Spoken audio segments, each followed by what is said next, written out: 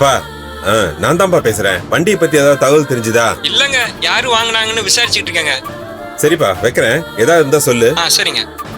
என்ன செல்லகிளி சொல்றாங்க? இல்லப்பா எதுவும் தகவல் இல்லையாப்பா.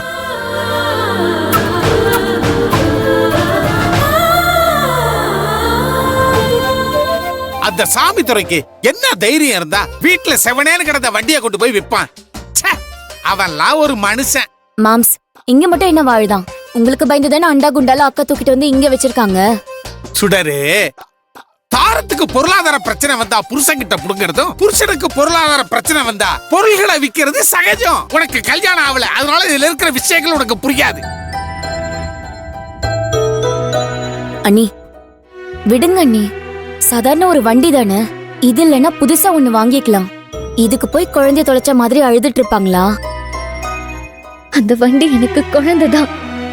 குழந்தை மட்டும் இல்ல, அது என் அம்மா மாதிரி பல சமயத்துல என்ன காப்பாத்திருக்கு. பகல் அந்த வண்டி பஞ்சர் ஆயிருக்கு, ரிப்பேர் ஆயிருக்கு.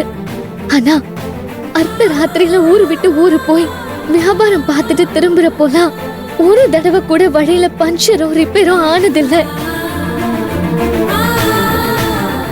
சாமி மாதிரி என் கைய புடிச்சுக்கிட்டு வீட்டுக்கு கொண்டு வந்து சேர்த்துறோம். உங்களை பொறுத்த வரைக்கும் அது வெறும் சாதாரணமா ஓட்டுற ஒரு வண்டி தான், வெறும் இரும்பு தான். ஆனா என்ன பொறுத்த வரைக்கும் அது என் இன்னொரு தோழி.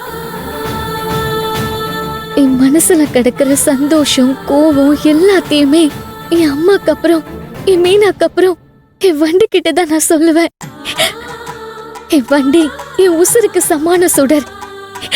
எப்படி அழாம இருக்க முடியும்?